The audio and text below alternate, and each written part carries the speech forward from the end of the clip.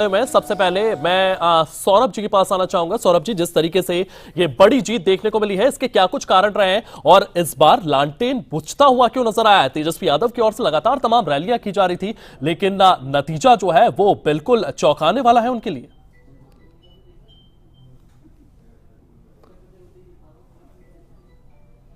सौरभ जी, मैं चाहूंगा आप अपने आप को अनम्यूट करें।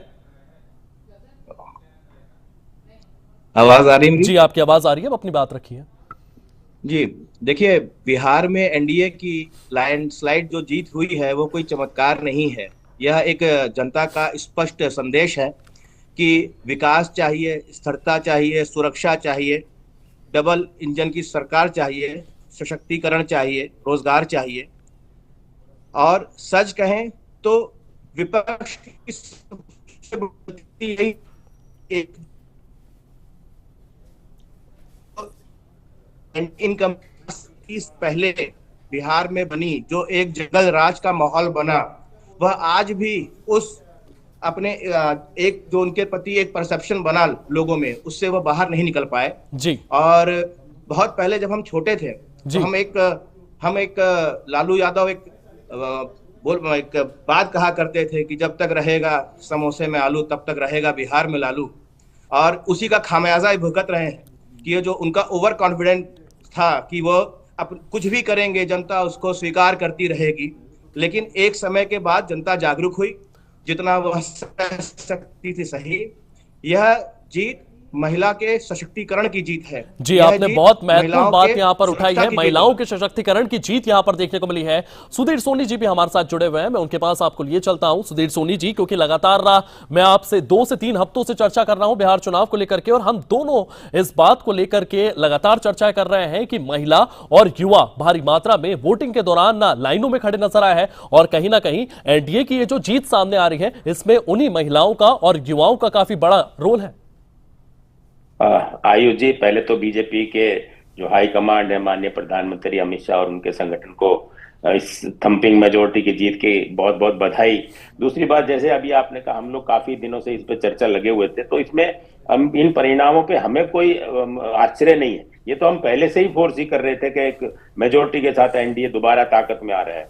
देखिए, विपक्ष ने एक बहुत बड़ा वाई फैक्टर, जिसके लिए अखिलेश जी ने भी जाकर वहां बहुत शोर मचाया, मुस्लिम और यादव फैक्टर, जिसको उन्होंने बहुत इस पूरे इलेक्शन को जातीय और धर्मांध रंग देने का बहुत प्रयास किया।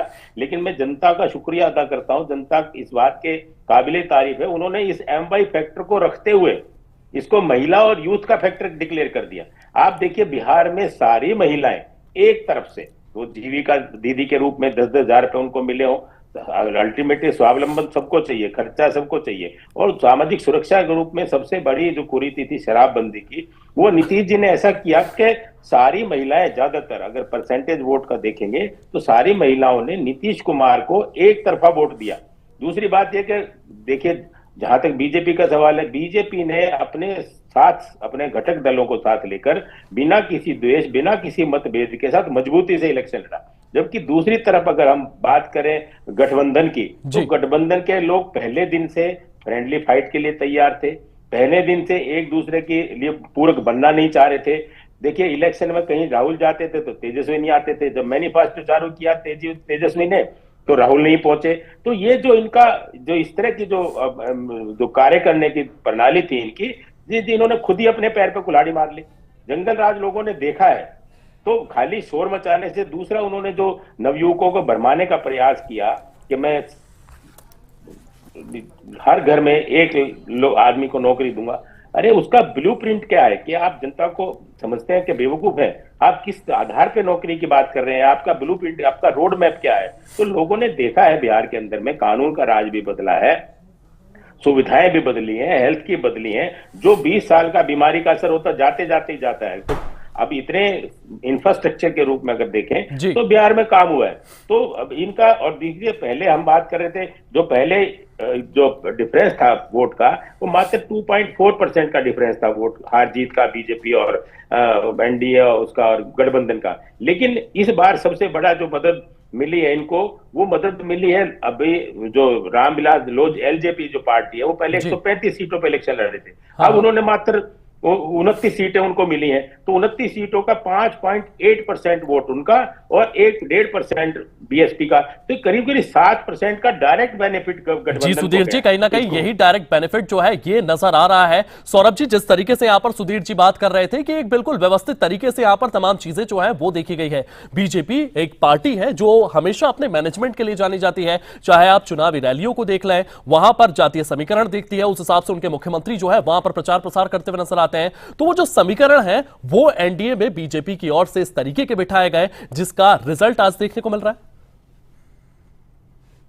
देखिए, ये कोई एक दिन की जीत नहीं है, ये कोई इस चुनाव में तैयार किया हुआ कोई कोलेशन नहीं था। ये एक पुराना हमारा कोलेशन है, आज से नहीं है, वर्षों पुराना कोलेशन है, जिसमें एक दूसरे के प्रति सामंजस्य भी है, एक दूसरे के प्रति विश्वास भी है।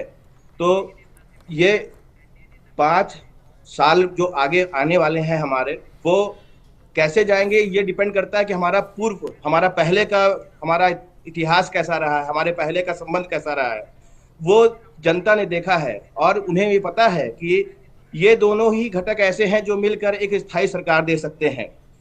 नीतीश बाबू को अगर सुशासन कहा जाता है तो हमारे प्रधानमंत्री जी को सशक्त नेतृत्व कहा जाता है। जब ये दोनों बॉन्ड बनते हैं, एक डबल इंजन सरकार बनती है, ऊपर से कोई योजना चलती है और वो नीचे तक पहुंचती है। हम लोग केवल आज की बात ना करें, हम लोग कोविड के समय की भी बात करें, जिस समय प्रधानमंत्री जी और बिहार सरकार दोनों लोगों ने मिलकर जिस तरह से जो हमारे प्रवासी मजदूर थे उनको वापस बिहार लाने की बात रही हो, या उनको राशन की व्यवस्था पहुंचानी हो, या डीबीटी के थ्रू उनको मदद करने की तैयारी रही हो, इस बार जनता ने उन सभी चीजों को ध्यान में रखते हुए वोट दिया है। इस बार जनता ने देखा है कि अगर कुछ अच्छा नहीं भी हो पाया तो हमारी नीयत अच्छी रही है। हो सकता है कि जब हम कोई लंबे समय से काम करते हैं, सबकी अपेक्षाओं पे खरा उतरना संभव नहीं हो पाता कभी कभार, लेकिन जब हम बात करते हैं विकास की तो हमारी नीयत भी देखी जाती है। और सही नीयत सही विकास हमारा नारा भी रहा है, जनता ने इस पे पूरा भरोसा दिया है। मैं आभारी हूं बिहार की जनता का कि जिन्होंने विश्वास की परिपाटी को समझा और उसको आगे बढ़ाने में अपना पूरा समर्थन दिया। ये लैंडस्लाइड विक्ट्री अपने आप में किसी ऐतिहासिक विजय से कम नहीं है। अगर हम देखें तो लगभग 80% मेजॉरिटी के साथ सरकार बनेगी, और जो अपने आप में किसी भी अचंभे से कम नहीं है। जी, किसी अचंभे से कम नहीं है। इसी बीच बैठकों का दौर जो है उसकी शुरुआत हो चली है। मैं देवांश के पास जाना चाहूंगा। देवांश, बैठकों की खबरें सामने आ रही है, एनडीए में लगातार बैठकों का दौर शुरू हो गया है, नीतीश कुमार भी बैठक लेते हुए नजर आ रहे हैं। जी बिल्कुल, देखिए आयुष, अगर यहाँ पर बात करी जाए कि हाल ही के अगर चुनाव के रिजल्ट की बात करी जाए तो जिस तरीके से बीजेपी पहली बार राज्य में सबसे बड़ी पार्टी बनकर के सामने आ रही है, चूंकि इस रुझान की, इस रिजल्ट की उम्मीद जो है वो कहीं ना कहीं किसी ने नहीं करी थी, लेकिन ऐसा जो प्रदर्शन अगर बीजेपी ने किया है और इतनी बड़ी जीत की तरफ बीजेपी अग्रसर हो रही है, तो स्वाभाविक सी बात है कि बैठकों के द्वार अब जो है वो होना लाजमी है। चूंकि अब नीतीश कुमार भी कहीं ना कहीं उच्च स्तरीय बैठक लेते हुए नजर आएंगे, चूंकि अब मुख्यमंत्री का चेहरा वो कौन सा चेहरा जो मुख्यमंत्री बनकर के सामने आएगा, मुख्यमंत्री के चेहरे पे तमाम तरीके के जो सवाल हैं, अब उस पे किस तरीके का जवाब में विजय की तरफ से निकल के आता है, ये देखने वाली बात होगी। चूंकि यहां पर जिस तरीके से 243 सीटों पे जब मतदान हुआ उसके बाद आज जो सबसे बड़ी पार्टी बनकर के सामने आई वो बीजेपी है। तो अब ये देखने वाली चीज होगी कि किस तरीके से आगे अब एनडीए मुख्यमंत्री उम्मीदवार के हिसाब से मुख्यमंत्री चेहरा कौन होता है। चूंकि अब ये देखने वाली चीज होगी क्या नीतीश दोबारा से मुख्यमंत्री पद पर बैठेंगे या बीजेपी किसी तरीके का कोई बदलाव भी कर सकती है। तो ये तमाम तरीके के वो सवाल हैं जिनका जवाब तो तभी मिलेगा जब मुख्यमंत्री शपथ के लिए या मुख्यमंत्री जो है उसका नाम फाइनल होगा। लेकिन फिलहाल अगर बैठकों की बात करी जाए तो बैठकों का दौर देखिए आयुष, ये होना लाजमी है। जी, इसी के साथ हमारे तमाम मेहमान जुड़े हुए हैं। मैं सुधीर सोनी जी के पास जाना चाहूंगा। सुधीर सोनी जी, जिस हिसाब से यहां पर सीटों का बंटवारा किया गया था और लगातार जेडीयू और बीजेपी साथ साथ लड़ती हुई नजर आ रही थी, बराबर सीटों पर लड़ती हुई नजर आ रही थी, लेकिन अगर रिकॉर्ड की बात की जाए तो अभी भी बीजेपी जो है वो लगभग 90 से ज्यादा सीटों पर बढ़त बनाए हुए है। जेडीयू की बात की जाए तो वो भी 80 सीटों से ज्यादा सीटों पर बढ़त बनाए हुए हैं। मतलब अगर देखा जाए तो बिहार में कभी भी इस तरीके का प्रदर्शन जेडीयू और बीजेपी की ओर से नहीं किया गया जो अब देखने को मिल रहा है। बिल्कुल ठीक कहा आयुष जी आपने कि इससे पहले भी जितने भी इलेक्शन हुए हैं उनमें अगर आप रिजल्ट को देखने जाएंगे तो इस तरह की इतिहास एक रच दिया है बीजेपी ने कि अपने दम पे अकेली 243 में से करीब करीब 100 सीटों के ऊपर में वो पहुंच रही है, और हो सकता है रिजल्ट होने होते तक सेंचुरी भी हो जाए। तो बिल्कुल इसमें कोई दोहराई नहीं, हैरत अंगेज परिणाम है और ये लोगों का विश्वास है। और दूसरे इसके लिए एक और भी बता दूं आपको, कांग्रेस के लिए भी आत्म मंथन करने का समय है। इन्होंने प्रोपेगेंडा और उल्टे नैरेटिव सेट करने के लिए, लोगों को मुद्दे से भटकाने के लिए इन्होंने देखिए मुद्दे की कोई बात नहीं की। कांग्रेस का दुर्भाग्य रहा केवल वोट चोरी, जबकि आप देखिए कि लोग इसके अंदर डेमोक्रेसी के अंदर में आपके पास सब चीजों के उपाय है, आप अपनी समस्या से निकल सकते हैं कोर्ट तक, लेकिन इन्होंने वो नहीं, केवल वोट चोरी। इन्होंने लोगों को क्या देंगे, रोड मैप का ब्लूप्रिंट होगा बिहार का, ये लोगों इससे निकल ही नहीं पाए कि वोट चोरी, इसके पास कोई कारण नहीं था सर लोगों के पास। आप देखिए एक 243 की संख्या होने के बाद अगर कांग्रेस सबसे पुराना दल होने के बाद अगर डबल डिजिट में नहीं पहुंच रहे तो इसमें वाकई शर्म की बात है और इन्हें आत्म मंथन की बात है। एक अगर राहुल गांधी एक बिहार प्रदेश में अगर 10 एमएलए जिता के नहीं ला सकते, मेरे ख्याल से उनको अध्यक्ष पद से भी त्याग पत्र दे देना चाहिए। जी, लगातार कांग्रेस के लिए तो बहुत शर्मसार बात है कि उनकी पार्टी जो है वो 10 सीटें यहां पर नहीं ला पाई है। मैं इसी को लेकर के सौरभ जी के पास जाना चाहूंगा। सौरभ जी, जिस तरीके से कांग्रेस के प्रदर्शन की लगातार बात की जा रही थी, एक सीरियसनेस होती है वो कहीं ना कहीं देखने को नहीं मिली है, क्योंकि जब आप प्रधानमंत्री मोदी की रैलियां देखेंगे, योगी आदित्यनाथ की रैलियां देखेंगे, अमित शाह की रैलियां देखेंगे, लगभग 30 से ज्यादा रैलियां करते हुए बड़े बड़े नेता नजर आए हैं। वहीं राहुल गांधी और प्रियंका गांधी की अगर आप रैली देखते हैं तो वो सिर्फ 25 सीटों तक सीमित थे या 25 रैलियां उन लोगों ने की है। तो कहीं ना कहीं यह सीरियसली बिहार चुनाव को उनकी ओर से नहीं लिया गया, इसीलिए कांग्रेस सिर्फ एक सीट पर जीत पाई है। देखिए, रिजल्ट आज आ रहा है, पर उन्होंने चुनाव परिणाम बहुत पहले समझ लिए थे, इसलिए ना उन्होंने अपनी ऊर्जा बर्बाद की और ना ही अपना समय बर्बाद किया। उनको ये पहले से मालूम था कि यह एक तरफा परिणाम आने वाले हैं। और जहां तक बात रही कांग्रेस की, कांग्रेस आज भी सही मुद्दों पे बात नहीं करता है। उन्होंने जिन विषयों को उठाया वह विषय ऐसे रहे, अगर आप प्रधानमंत्री के ऊपर ऐसे आक्षेप लगाते हैं, जनता का प्रधानमंत्री से डायरेक्ट कनेक्शन है और यह पिछले 11 वर्षों से तो हम केंद्र में देख रहे हैं, उसके पहले से जब वह मुख्यमंत्री भी थे गुजरात के, तब से उन्होंने जनता से डायरेक्ट संबंध स्थापित किया है, संवाद भी स्थापित किया है अपने विभिन्न कार्यक्रमों के माध्यम से। तो जब आप उनके ऊपर कोई आक्षेप लगाते हो तो वो आप अपने ऊपर ही कहीं ना कहीं बैकफायर कर जाती है वो सारी चीजें। जब आप वोट चोरी की बात करते हैं तो ये भी इनके लिए बैकफायर हो गया। इंस्टेड ऑफ आप वोट चोरी की बात ना करके आप उन विषयों की बात करते हैं, आपने सड़क की बात नहीं की, आपने रोजगार की बात नहीं की, आपने विकास की बात नहीं की, आपने बात की इन्होंने वोट चोरी कर लिया, इन्होंने ये कर दिया, उन्होंने वो कर दिया। इनके पास सही दिशा और सही एक जो क्या कहते हैं उसे, एक सही दिशा में जाने का जो एक जी, सही मुद्दों को यहां पर कहीं ना कहीं कांग्रेस के द्वारा उठाया नहीं गया, बेफिजूल के मुद्दे जो है उनकी ओर से उठाए गए और जनता ने कहीं ना कहीं कांग्रेस को जवाब यहां पर दिया है। देवांश, क्योंकि लगातार प्रधानमंत्री के ऊपर कोई आक्षेप लगाते हैं ना तो जनता उसे एक्सेप्ट नहीं कर पाती। जी, क्योंकि हर जगह हम लोगों ने देखा है। जी, सुधीर सोनी जी, मैं आपके पास आना चाहूंगा और मैं यहां पर एलजेपी की भी बात करना चाहूंगा। चिराग पासवान की ओर से काफी अच्छा प्रदर्शन यहां पर किया जा रहा है, लगातार रुझानों में उनकी पार्टी जो है वो बनी हुई है। मुझे लोकसभा चुनाव भी यहां पर याद आ रहा है, चिराग पासवान को 5 सीटें मिली थी और वो पांचों की पांचों सीटों पर जीत करके आए थे। इस बार नरेंद्र मोदी के हनुमान पर भरोसा जताया गया, उन्हें 29 सीटें दी गई और कहीं ना कहीं उन 29 सीटों में से 21-22 सीट पर चिराग पासवान भी आगे चल रहे हैं। जी, देखिए पासवान जी को तो बेनिफिट जो मिला है वो मिला है बीजेपी के नेतृत्व का, जदयू के नेतृत्व का, क्योंकि उन्होंने 29 सीटों के ऊपर में जो उनको सीटें मिली उसी पे फोकस किया। तो इसका जो संगठन का प्रभाव है, जो माननीय मोदी जी का प्रचार है, उसका डायरेक्ट बेनिफिट सीधा सीधा उनको मिला है।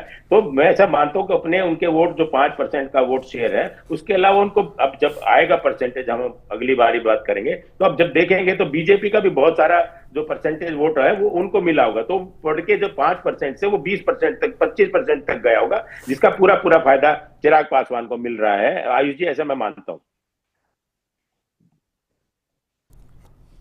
जी सुधीर जी, कहीं ना कहीं चिराग पासवान को इसका फायदा मिलते हुए नजर आया है। मैं देवांश के पास जाना चाहूंगा। देवांश, मैं आपसे जानना चाहूंगा कि वहां पर तमाम तैयारियां देखने को मिल रही है। क्या 6 बजे प्रधानमंत्री नरेंद्र मोदी वहां पर कार्यकर्ताओं को संबोधित करते हुए नजर आएंगे? इसी के साथ साथ कौन से बड़े नेता वहां पर पहुंच सकते हैं? देवांश।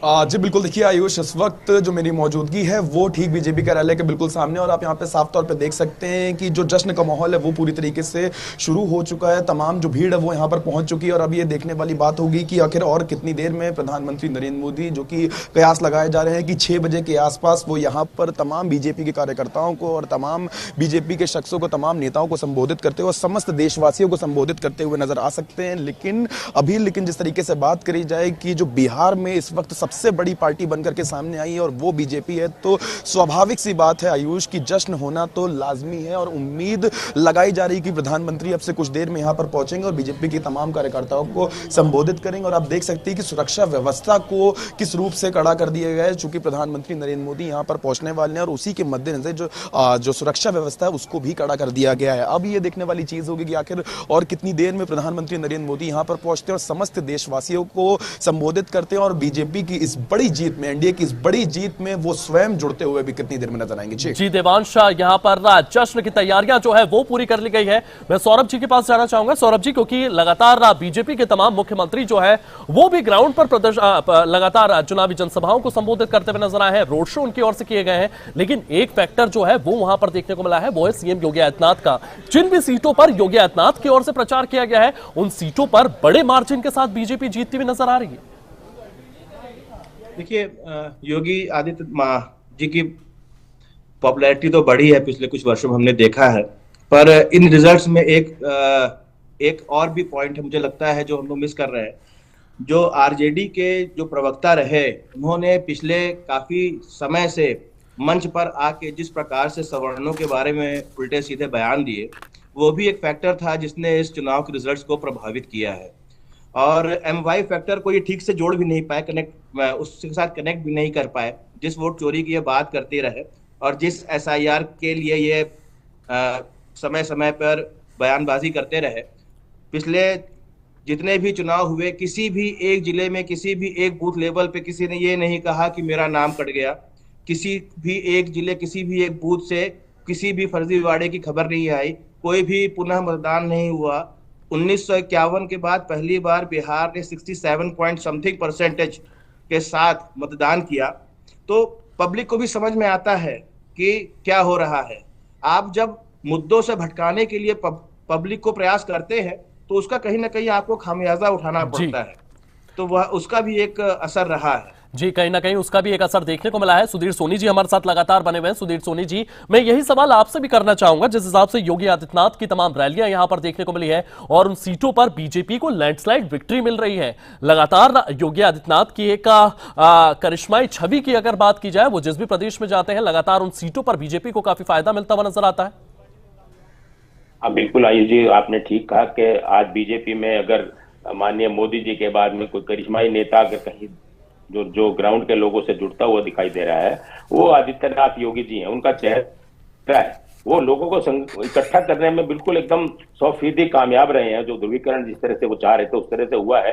लेकिन इसका बहुत बड़ा फायदा देखिए एनडीए को ये मिला कि इस समय जो मैं पहले भी कह रहा था कि वो irrespective of any caste, colour, creed, मुस्लिम वो मतदाताओं ने भी एनडीए को वोट दिया है। ऐसा नहीं है कि केवल, तो आप देखिए AMIM के पास पिछली बार 5 सीटें थी, अब वो अपने सर्वाइवल की लड़ाई लड़ रही है, 1-2 सीटों पर सिमट के रहेगी। इसका मतलब अगर रिजल्ट को देखेंगे ठीक से, तो मुस्लिम मतदाता भी, महिलाओं के साथ साथ, यूथ के साथ साथ मुस्लिम मतदाताओं ने भी इस बारी जो एनडीए को बहुमत के तरफ ले जाने में पूरा सहयोग किया है। इसमें आयुष जी, एक चर्चा पे हम लोग भूल रहे हैं, एक बहुत बड़ा फैक्टर जो है वो आपने छोड़ दिया, देश के बड़े रणनीतिकार प्रशांत किशोर जी।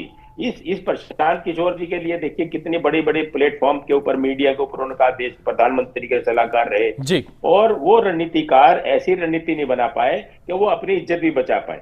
वो एक सीट निकालने में भी वो ठीक है, उन्होंने, मेरे को ऐसा लगता है सीधा सीधा डैमेज अगर किया है तो महागठबंधन को, ये रिजल्ट ये बता रहे हैं कि उन्होंने महागठबंधन को डैमेज किया है।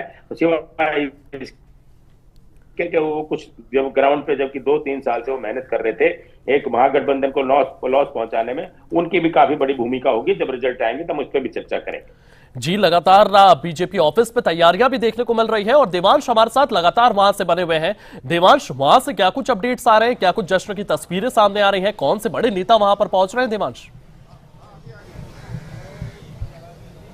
आज बिल्कुल आयुष, मैं आपको लाइव तस्वीरें दिखाना चाहूंगा कि किस तरीके से यहाँ पर जो ये आप देख सकते हैं कि यहाँ से मीडिया को एंट्री देनी जाएगी, लेकिन अभी आप देख सकते हैं कि तमाम जो जमावड़ा है वो भी मीडिया का भी यहाँ पर लग चुका है। चूंकि अब से कुछ ही देर में भारत के प्रधानमंत्री नरेंद्र मोदी यहाँ पर बीजेपी की इस बड़ी जीत में शामिल होने के लिए और तमाम कार्यकर्ताओं को संबोधित करने के लिए यहाँ पर आने वाले। उसी के साथ साथ अगर हम बात कर लें तो बीजेपी के तमाम बड़े चेहरे भी यहाँ पर देखने को मिल सकते हैं। मुख्यमंत्री रेखा गुप्ता की बात करें तो तमाम ये वो बड़े चेहरे होने वाले हैं जो यहाँ पर उनके साथ शामिल हो सकते हैं। इसी के साथ साथ लेकिन आयुष, आप देख सकते हैं कि अंदर इस वक्त जो तैयारियां चल रही हैं वो कहीं ना कहीं देखने लायक होंगी। और चूंकि जिस तरीके से यहाँ पर बीजेपी सबसे बड़ी पार्टी बनकर के सामने आई, लगातार हम ये दर्शकों को बता रहे हैं कि जिस तरीके से सबसे बड़ी पार्टी बीजेपी बनकर के सामने आई है तो उसमें ये सेलिब्रेशन होना तो साफ तौर पे लाजमी है। चूंकि साफ साफ तौर पे जिस तरीके से यहाँ पर ये जो सियासी रण का ये जो एक रुझान निकल के आया, रुझान के साथ साथ नहीं, रिजल्ट की अगर हम बात करें, जो रिजल्ट निकल के आया तो उससे कहीं ना कहीं महागठबंधन की बात करी जाए तो आरजेडी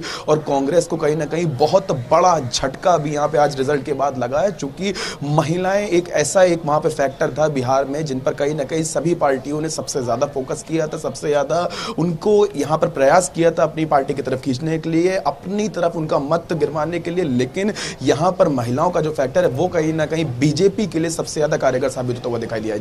जी, इसी के साथ साथ हमारे साथ सौरभ जी जुड़े हुए हैं। सौरभ जी की ओर आपको लिए चलता हूं। सौरभ जी, रोजगार को लेकर के दोनों ही पार्टी की ओर से बड़े बड़े वादे किए गए थे, दोनों ही गुटों की ओर से बड़े बड़े वादे किए गए थे। चाहे आप महागठबंधन की बात कर ले, चाहे आप एनडीए की बात कर ले, दोनों ही गुटों की ओर से रोजगार को लेकर के वादे किए गए थे। इसी के साथ साथ महिलाओं को लेकर भी तेजस्वी यादव की ओर से कहा गया था कि इस मकर संक्रांति को 30,000 रुपए उन्हें दिए जाएंगे। और ये दोनों ही सेक्टर जो है वो महागठबंधन के पक्ष में नहीं झुकते हुए नजर आए हैं। ये दोनों ही फैक्टर जो है ये एनडीए को सपोर्ट करते हुए नजर आए हैं। इसके क्या कुछ कारण? देखिए आयुष जी, रोजगार को लेकर अगर एनडीए कुछ कहता है तो उसके प्रयास दिखते हैं, उनके विकास के कार्य दिखते हैं। जो भी परियोजनाएं लगाई जा रही हैं उससे निश्चित रूप से बिहार में रोजगार के अवसर बढ़ेंगे। और जब हम बात करते हैं दूसरे घटकों की, जब वो बात करते हैं रोजगार की, तो वह सिर्फ एक खोखली बातें बन के रह जाती हैं। लोकसभा चुनाव के पहले भी इंडी गठबंधन ने महिलाओं के लिए कुछ योजनाओं की बात की थी और लोगों को भरमाया था कि ये जैसे ही हम सरकार में आएंगे ऐसी चीजें लागू हो जाएंगी, आप हमें वोट देंगे तो ऐसी चीजें होंगी। परंतु भाजपा ने इन चीजों को साक्षात मूर्त रूप देने का काम किया है। अगर हम बात करते हैं तो यह भाजपा का और नीतीश बाबू का गठबंधन ही है कि 2010 में पंचायत में 50% का महिलाओं को आरक्षण मिला। जब महिलाओं की पुलिस में भर्ती हुई तो 30% का आरक्षण मिला। बच्चियों को साइकिल बांटने का काम किया गया। अभी 10,000 रुपए की आर्थिक सहायता प्रदान की गई। इसके अलावा बहुत सी ऐसी योजनाएं हैं जिनके थ्रू महिलाओं के सशक्तिकरण के लिए सरकार लगातार निरंतर प्रयासरत है। वह ऐसा नहीं कि चुनाव के समय कोई घोषणा कर रही है और चुनाव जब बीत जाएंगे तो फिर उनका देखा जाएगा उसमें क्या होना है। इन सबको जनता समझने लगी है और जनता इस भटकावे में नहीं आने वाली है कि कौन सी घोषणा चुनाव को रख के की जा रही है, कौन सी योजनाओं को अमली जामा पहनाया जा सकता है। अब ये जनता समझने लगी है, जनता मूर्ख नहीं रह गई है। और आज की डेट में भी दुखद ये है कि विपक्षी जनता को बरगलाने की निरंतर कोशिश करता रहता है।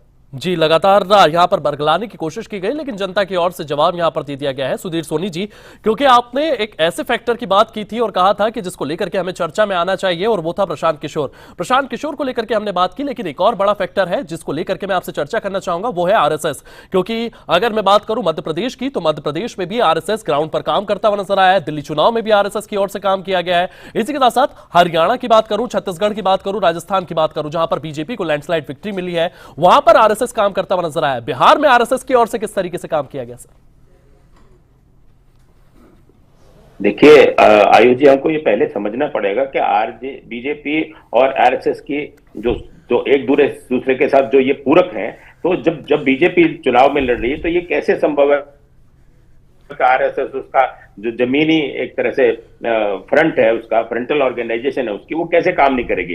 तो हर जीत के पीछे, हर शय और मात के पीछे कहीं ना कहीं आप देखिए आरएसएस का खेल होता है। इसमें भी ग्राउंड के ऊपर में आरएसएस की पूरी टीमें काम कर रही थी, एक दूसरे को लोगों से जोड़। आप देखिए इसमें मैं डेमोग्राफिकल उसमें जाता हूं, ईबीसी जो अति पिछड़ी जो जातियां हैं वो 36% आई थी, ओबीसी बीसी है 27%, 63% जातियां ये हैं और एससी है 19%।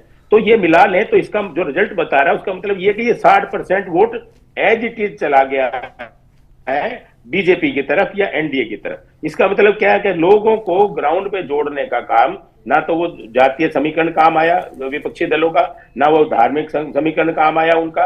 तो लोग केवल और केवल विकास और एक कॉन्फिडेंस देख रहे थे जो आरएसएस देने का काम करता है ग्राउंड पर। दूसरी बात यह कि आप देखिए नीतीश कुमार जी की एक अपनी पर्सनैलिटी है, बहुत सौम्य सभ्य आदमी है। हर दल में, विपक्षी दलों के लोगों में भी उनकी काफी इज्जत है और एक्सेप्टेबल लीडर है। मैं बार बार ये कहता रहा हूं, इसका एक फायदा उनको हमेशा मिलता है। कोई कंट्रोवर्सी उनके नाम पे नहीं।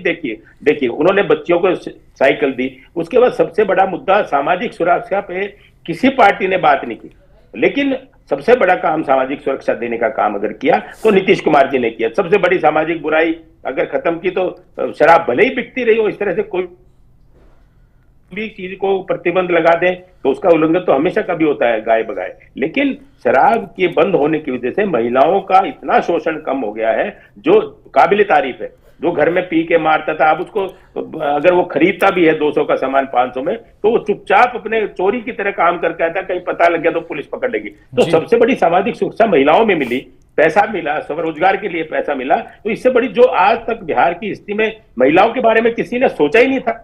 तो ये पहली बार ये सरकार है जो एनडीए जी, कहीं ना कहीं एनडीए की ओर से इस बारे में सोचा गया, शराबबंदी यहां पर की गई और यही कारण है सुधीर जी की बड़ी मात्रा में महिलाओं की वो लाइनें देखने को मिली है और एनडीए को ये जीत मिली है। इसी के साथ साथ देवांश हमारे साथ लगातार जुड़े हुए हैं। देवांश, क्योंकि कांग्रेस की ओर से तमाम मुद्दे यहां पर उठाए गए, वोट चोरी का आरोप यहां पर राहुल गांधी की ओर से लगाया गया, हाइड्रोजन बम फोड़ने की बात की गई, इसी के साथ साथ एसआईआर को लेकर भी लगातार तेजस्वी यादव और राहुल गांधी मुखर नजर आए हैं, लेकिन ये कोई भी फैक्टर बिहार चुनाव में काम करता हुआ नहीं नजर आया। देवांश,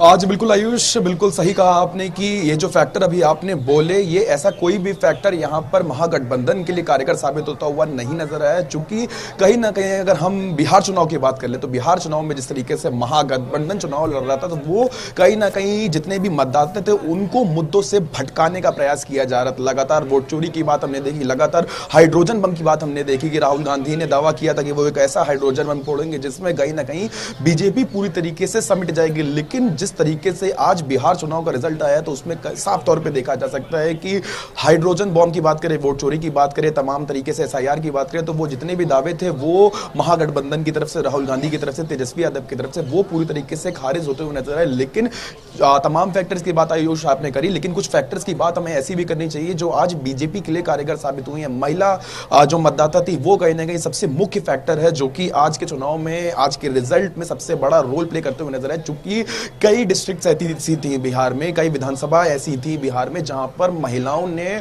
आदमियों को 19 दशमलव से ज्यादा आउट नंबर कर दिया। यानी कि साफ तौर पे मतलब है कि महिला मतदाता इतनी ज्यादा थी वहां पर कि पुरुष मतदाताओं से ज्यादा उनका नंबर माना जा रहा था। और जिस तरीके से जंगल राज की बात करी जाए कि बिहार की छवि में जंगल राज का वक्त एक ऐसा वक्त था जो कहीं ना कहीं लोगों के मन से आज भी जुड़ा हुआ है। तो वो जंगल राज की बात करें या उसी के साथ साथ हम बात कर ले कि जिस तरीके से बीजेपी ने यहां पर महिलाओं पर फोकस किया है या महिला मतदाताओं पर फोकस किया गया है। चूंकि जीविका दीदी योजना की अगर हम बात कर ले या हम बात कर ले कि हर महिला को 10,000 रुपए राशि देने की बात कर ले या हम बात कर ले कि तमाम ऐसी योजनाओं की या तमाम तरीके से जिस तरीके से नीतीश कुमार कहीं ना कहीं महिला सशक्तिकरण के लिए भी लगातार फोकस नजर आ रहे थे। लगातार उनकी जितनी भी हमने भाषण देखी उसमें महिला सशक्तिकरण एक ऐसा फैक्टर था जो कहीं ना कहीं आज पूरी तरीके से बीजेपी के लिए कारगर साबित होता हुआ नजर आया। और ये वो कुछ ऐसे फैक्टर्स हैं जो कहीं ना कहीं आज बीजेपी को बिहार में सबसे बड़ी पार्टी बना चुके, ना ना सिर्फ सबसे बड़ी पार्टी बना चुके हैं, लेकिन एक ऐसा रिजल्ट आज बिहार चुनाव में हमें देखने को मिल रहा है जो कहीं ना कहीं महागठबंधन में कांग्रेस या आरजेडी ने इसकी उम्मीद भी नहीं लगाई होगी। जी देवांश, कहीं ना कहीं आरजेडी और कांग्रेस ने इसकी उम्मीद भी नहीं की थी। सौरभ जी हमारे साथ लगातार मौजूद हैं। सौरभ जी, जिस तरीके से देवांश की ओर से लगातार तमाम मुद्दों को लेकर के बात की गई है, उसमें एक बड़ा मुद्दा है जातिवाद का। बिहार में अगर आप चुनाव लड़ने जा रहे हैं तो आपको जाति देख करके अपना प्रत्याशी उतारना पड़ेगा। कहीं ना कहीं बीजेपी जो है वो एक हिंदू नैरेटिव जो है वो सामने लाके रखती है। जातिवाद, राहुल गांधी लगातार बात करते हैं कि आप एसटी एससी हैं, आप ओबीसी हैं, अपने वर्ग को देखिए, आप तमाम चीजों को देखिए। और राहुल गांधी जो है वो कहीं ना कहीं समाज को एक बांटने की ओर बात कर रहे थे। समाज बटेगा तो उनके वोट बैंक जो है वो कहीं ना कहीं बढ़ते हुए नजर आएगा। लेकिन जब योगी आदित्यनाथ वहां पर जाते हैं, प्रधानमंत्री मोदी वहां पर जाते हैं, अमित शाह वहां पर जाते हैं, नायब सिंह सैनी वहां पर जाते हैं, इसी के साथ तमाम मुख्यमंत्री जो है वो वहां पर पहुंचते हैं, वो एकजुट हिंदुत्व की बात करते हैं। और कहीं ना कहीं ये पूरा की पूरा वोट बैंक जो है वो बीजेपी के पक्ष में वोट डालता हुआ नजर आया। आयुष जी, बीजेपी ने केवल हिंदुत्व की बात नहीं की, बीजेपी ने विकास की बात की, बीजेपी ने स्थिरता की बात की, बीजेपी ने रोजगार की बात की, बीजेपी ने पलायन रोकने की बात की, बीजेपी ने महिला सशक्तिकरण की बात की, बीजेपी ने केवल अगर हम हिंदुत्व कह दें, हिंदुत्व की बात की, तो ये एक अलग, मुझे नहीं लगता कि ये कहना सही रहेगा। और जहां तक बात रही जातिवाद की, तो मैंने पहले भी बताया आपको कि आरजेडी या महागठबंधन सिर्फ MY फैक्टर पे ही केंद्रित रहा। इनके प्रवक्ता मंचों से आकर जिस प्रकार से सवर्णों के बारे में उल्टा सीधा बोलते थे, उससे एक सवर्ण वर्ग भी नाराज हुआ। इसके अलावा इन्होंने भुइयारों पर भी अपना फोकस करने का प्रयास किया और 29 जगहों पे उनको टिकट भी दिए, पर उसका कोई बहुत इनको फायदा हुआ नहीं। जी सौरभ जी, इनको कहीं ना कहीं इसका फायदा नहीं हुआ है और लगातार बिहार में जातिवाद चलता है और इसी हिसाब से जो कैंडिडेट्स हैं वो भी वहां पर उतारे गए हैं। लेकिन बीजेपी जो है इन सबको एक करके चली और कहीं ना कहीं उसका परिणाम जो है वो भी देखने को मिला है। इसी के साथ साथ तमाम केंद्रीय मंत्रियों और मंत्रियों की ओर से बिहार चुनाव में एनडीए की इस बड़ी जीत को लेकर के क्या कुछ कहा जा रहा है, एक बार वो सुनते हैं, फिर मैं आप सभी के पास वापस आता हूं। बिहार की जनता का अभिनंदन। जिस तरह से जात पात की सीमाओं से ऊपर उठकर उन्होंने वोट दिया है विकास के लिए, ये आशा का वोट है, ये विश्वास का वोट है। विश्वास है नरेंद्र मोदी जी के नेतृत्व में, जिस तरह से उन्होंने बिहार के विकास की गारंटी लिया और बिहार गए, जनता को जगाया, जमीन पर लोगों ने भोजन प्राप्त किया, सड़क पाया, बिजली पाई, वंदे भारत बाकी ट्रेन पाई। तो जनता तो छठ में कितनी हजारों की जनता गाड़ी से ड्राइव करके अपने गांव गई, लोगों ने देखा है बदलाव क्या हुआ है। उसी प्रकार से नीतीश कुमार जी ने जो काम किया महिलाओं के लिए, बेटियों के लिए, आजीविका दीदियों के लिए और बिहार ने सुशासन के लिए, तो ये पूरा हुआ है तो जनता ने इसको देखा है। और लालू प्रसाद के जंगल राज को भी उनको याद है, खौफ, डर, तो उसको भी देखा है। तो आज मुझे बहुत गर्व है कि हमारा बिहार विकास के एक बड़े रास्ते पर चलने के लिए आज खड़ा हुआ है। आशा के साथ, विश्वास के साथ उनका बहुत बहुत अभिनंदन। अब बिहार के विकास के रास्ते पर बिहार और तेजी से चलेगा। बिहार के जनता और मतदाता को हृदय से धन्यवाद देता हूं कि आपने कानून के राज में बिहार में जो विकास हुआ है और डबल इंजन के सरकार में प्रधानमंत्री श्री नरेंद्र मोदी जी और नीतीश कुमार जी के नेतृत्व में आपने जो विश्वास किया है, बिहार के जनता को हृदय से धन्यवाद।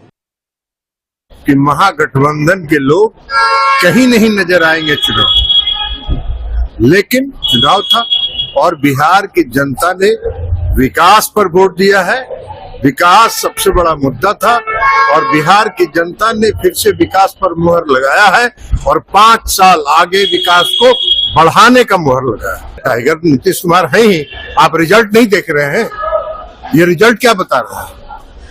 रिजल्ट ये बता रहा है कि नीतीश कुमार जी के नेतृत्व में ही एनडीए चुनाव लड़ रहा था और प्रचंड बहुमत नीतीश कुमार जी के नेतृत्व में उनके काम पर जनता ने सही कहा है। बिहार तो एक झांकी है और आगे बंगाल बाकी है। अगला पड़ाव हमारा भाजपा का होगा बंगाल में, वहाँ भी सरकार बनाएंगे। बिहार का चुनाव संपन्न होने के बाद भारतीय जनता पार्टी की रणनीति होगी। बंगाल में चुनाव 2026 में होने जा रहा है, इसीलिए हम लोगों ने नारा दिया है कि बिहार तो झांकी है, बंगाल बाकी है। अगला हम चढ़ाई करेंगे बंगाल पर और वहाँ भी ममता बनर्जी को सत्ता से बाहर करेंगे और वहाँ भी जो जंगल राज आ गया है वहाँ की जनता को जंगल राज से मुक्त करा करके राम राज लाने का काम करें। बिहार की जनता ने एनडीए को जिस प्रकार से समर्थन दिया है और बहुत ऐतिहासिक है। जातीयवाद के विरोध में और बिहार में जो डबल इंजन की सरकार ने जो प्रगति और विकास करके दिया है, उसी बात का समर्थन बिहार की जनता ने किया है। बिहार में रोड, पानी, बिजली, उद्योग, विकास और रोजगार, ये प्रश्न जो है ये प्राधान्य से सुलझाने चाहिए, लोगों की अपेक्षा है। और पिछले 10 साल में हमारी सरकार ने जो कार्य किया मोदी जी के और नीतीश कुमार के नेतृत्व में, उसको सफलता मिली है और बिहार की जनता ने यह ऐतिहासिक जीत एनडीए को दी है।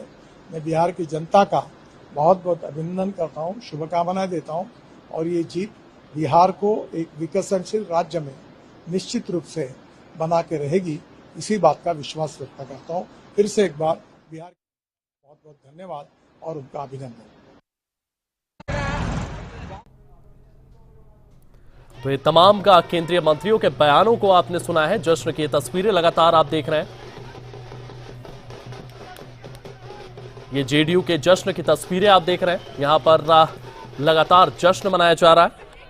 ये बीजेपी की तस्वीरें आप देख रहे हैं। तमाम महिला कार्यकर्ता जो है वो जश्न मनाती हुई नजर आ रही है। तो ये तमाम जश्न की तस्वीरें यहां से सामने आ रही है और जेडीयू ऑफिस की तस्वीरें आप देख रहे हैं। लगातार यहां पर आतिशबाजी की जा रही है, पटाखे फोड़े जा रहे हैं और एक लैंडस्लाइड विक्ट्री जो है वो यहां पर एनडीए को मिली है और इसी को लेकर के ये जश्न भी देखने को मिल रहा है।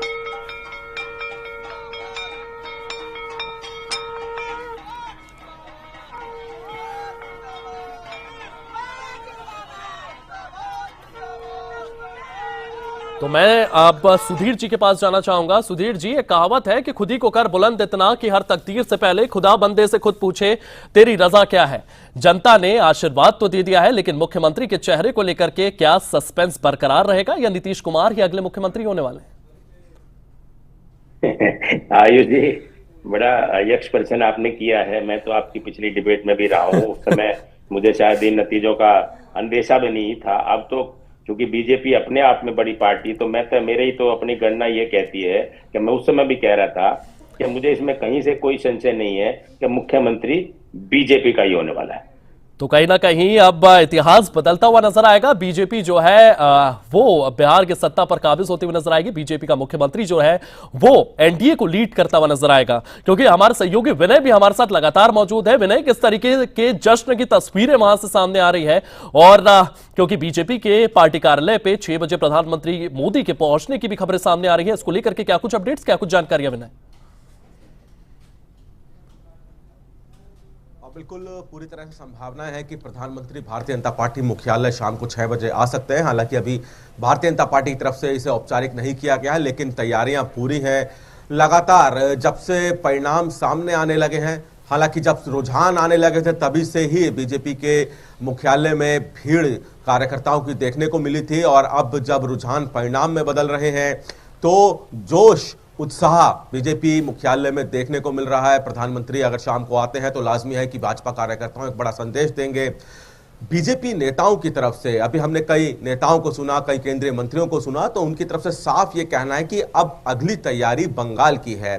भारतीय जनता पार्टी हमेशा चुनावी मूड में रहती है, चुनावी मोड में रहती है, चुनाव के लिए तैयार रहती है। यह भारतीय जनता पार्टी की स्ट्रेटेजी है चुनाव की। और इसीलिए जब आज बिहार के जो परिणाम आए हैं, जिसमें 200 से ज्यादा सीटें एनडीए को मिली है, अब अगली तैयारी बंगाल को लेकर इसमें कोई दो राय नहीं है कि अगर कल से ही बीजेपी के जो नेता है बंगाल की तैयारियों में जुटते हुए दिखाई दें, रणनीति बनाते हुए दिखाई दें, बंगाल एक बड़ा टारगेट बीजेपी का इस बार रहने वाला है। लेकिन अगर अब आज चूंकि बिहार का परिणाम आया है, बिहार की अगर हम बात करें तो जिस तरह से परिणाम आए हैं, 200 से ज्यादा सीटें एनडीए के पक्ष में आ रही हैं, बीजेपी के अलावा, चूंकि अभी फिलहाल बीजेपी सबसे बड़ी पार्टी है, तो बीजेपी की जो सहयोगी दल है, चाहे एनडीए की बात करी जाए, लोक जनशक्ति पार्टी की बात की जाए या एचएएम की बात की जाए, सभी के सभी जितनी सीटों पर उन्होंने चुनाव लड़ा है, सभी राजनीतिक एनडीए के घटक दलों ने, उनके जो परिणाम आए हैं जीत के, वो बहुत ज्यादा अच्छा है। 80 से 85% सीटों पर विजय प्राप्त कर रहे हैं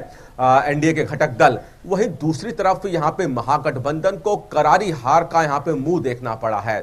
कांग्रेस बहुत ज्यादा पिछड़ गई है। आरजेडी, जिसका एक समय में सिक्का चलता था बिहार में जिसकी सरकार रही लंबे समय तक, लालू प्रसाद यादव मुख्यमंत्री रहे बिहार के, वो आरजेडी अपने ही बिहार में इतना पिछड़ जाएगी, शायद कभी आरजेडी ने भी नहीं सोचा होगा। कम से कम लालू प्रसाद यादव ने तो नहीं सोचा होगा कि एक दिन ऐसा भी आएगा कि आरजेडी को बिहार के लोग इतना नापसंद करेंगे कि उनके पास जो जीत का जो विनिंग सीटें हैं, यानी कि जो विधानसभा सीटें जीत रहे हैं, वो इतने कम होंगे। बड़े बड़े जो आरजेडी के दिग्गज हैं उनको भी धूल चाटनी पड़ी है इस चुनाव के परिणाम में। तो आरजेडी बहुत पीछे हुई है। महागठबंधन को एक बार फिर से सोचना होगा, क्योंकि अब अगला चुनाव बंगाल का है। बंगाल की तैयारियों में लाजमी है, जहां भारतीय जनता पार्टी जुटने की बात कर रही है, तो वहां महागठबंधन को भी रणनीति बनानी पड़ेगी। कम से जी, कहीं ना कहीं बंगाल में भी रणनीतियां जो है वो बनती हुई मैंने नजर आएगी, क्योंकि जी पिछले बंगाल चुनाव की अगर बात की जाए तो कैलाश विजयवर्गीय वहां पर पहुंचे थे और बंगाल में 70 सीटें बीजेपी जीतने में काबिज हुई थी और अच्छा प्रदर्शन बीजेपी की ओर से किया गया था। लगातार बीजेपी के नेताओं की ओर से सुधीर जी ये कहा जा रहा है कि बिहार तो झांकी है, बंगाल अभी बाकी है। किस तरीके से ये जीत जो है ये बंगाल चुनाव में बीजेपी को बूस्ट करती हुई नजर आएगी सुधीर जी? निस्संदेह आयुष जी, किसी भी जो कैंडिडेट रहता है अगर उसको विजय मिलती है तो वो अब दुगनी मेहनत से अगले टारगेट के लिए मेहनत करता है, इसमें कोई दो राय नहीं है। मैं इसमें आयुष जी एक और ऐड करना चाहता हूँ। ये तो अभी आप लोग कह ही रहे हैं कि अगला प्रयास करने के लिए बीजेपी अब वहां नेता काम करेंगे। मैं आपको बता दूं, पिछले 3-4 महीने से बीजेपी ऑलरेडी ग्राउंड पर काम कर रही है। तो इस party with A difference, BJP एक पार्टी है जहां आप देखिए जो टारगेट उनका होता है वो जनता के सामने बाद में पता लगता है। वो 6 महीने पहले ग्राउंड पर काम कर रहे होते हैं, तो वो पहले से ऑलरेडी उनके लोग ग्राउंड पर 6 महीने काम कर रहे हैं। और ऐसा मैं मानता हूं कि शायद बंगाल के चुनाव भी आपको कुछ चौंकाने वाले मिलेंगे। जी, लगातार बंगाल के चुनाव भी चौंकाने वाले मिलेंगे, लेकिन बीजेपी की सबसे बड़ी ताकत जो होती है वो उनके कार्यकर्ता होते हैं। लगातार इसको लेकर के प्रधानमंत्री नरेंद्र मोदी भी कहते आए हैं कि हमारे कार्यकर्ता जो है वो हमारी मजबूती है। सौरभ जी, बीजेपी के कार्यकर्ताओं को लेकर के क्या बात कही जाए, क्योंकि लगातार तेजस्वी यादव के मैं तमाम इंटरव्यू देख रहा था, तेजस्वी यादव ये कहते हुए नजर आते कि आरजेडी के पास कार्यकर्ता तो है लेकिन बीजेपी के जैसे कार्यकर्ता नहीं है जो 24 घंटे पार्टी के लिए समर्पित रहते हैं।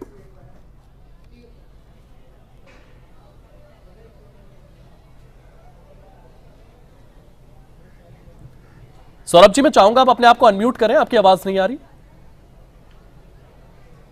बीजेपी सिर्फ एक संगठन नहीं है, बीजेपी एक परिवार की तरह व्यवहार करती है। यहाँ पे सभी एक दूसरे से कनेक्टेड रहते हैं। अगर हम बीजेपी के जब हम बात करते हैं बीजेपी की, तो हम बूथ लेवल तक की बात करते हैं, हम पन्ना प्रमुख लेवल तक की बात करते हैं। तो आप समझ सकते हैं कि तैयारी किस प्रकार से है।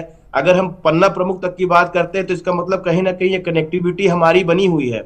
जब हम केवल इलेक्शन की बात करते हैं, जिले से लेकर आप पन्ना प्रमुख तक, तो एक बहुत ग्रास रूट लेवल तक जाके बीजेपी अपने कार्यकर्ताओं से जुड़ी रहती है। इसलिए इसका बेनिफिट बीजेपी को मिलता है और ये एक लंबी रणनीति, एक लंबे समय की बड़ी एक लंबी प्रक्रिया के बाद यहां तक पहुंची है बीजेपी। जी, लगातार मैं हमारे दर्शकों को भी ये चीज बता दूं, पन्ना प्रमुख वो होता है जो आपकी वोटर लिस्ट होती है, उसमें एक पन्ना होता है। उस पन्ने में जितने भी वोटर्स होते हैं उनको लीड करने के लिए एक लीडर बनाया जाता है और उससे ये माना जाता है कि वो जो है वो तमाम वोटर्स को बीजेपी के पक्ष में वोट डलवाएगा। और इतनी गहनता के साथ अब बीजेपी में जो संगठन है वो फैला हुआ है, कहीं ना कहीं उसी के परिणाम यहां पर नजर आ रहे हैं। देवांश हमारे साथ लगातार मौजूद है। देवांश, बीजेपी कार्यालय से क्या कुछ अपडेट सामने आ रहे हैं?